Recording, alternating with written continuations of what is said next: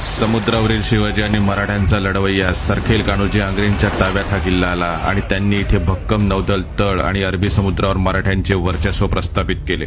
आपण आलेलो आहे जलदुर्ग जयगड किल्ला बघायला। चला दाखव। रत्नागिरी जिल्ह्यातील या भक्कम किल्ल्याचे स्थान अनोखे आहे।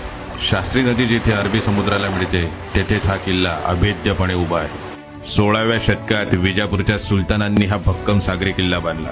नंतर हा किल्ला कान्होजी आंग्रे यांनी मराठ्यांच्या कोशात आणला। रत्नागिरीमधून निवडी गावामार्गे रस्ता थेट किल्ल्याच्या मुख्य दरवाजावर येऊन संपतो।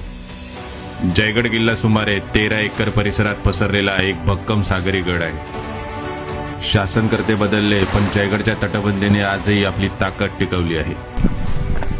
तटबंदीवरील मनोऱ्यांमधून अरबी समुद्रावर दूरवर नजर ठेवता येत असे। शत्रूंच्या जहाजांचे वेध घेण्यासाठी हा एक आदर्श लष्करी तळ होता।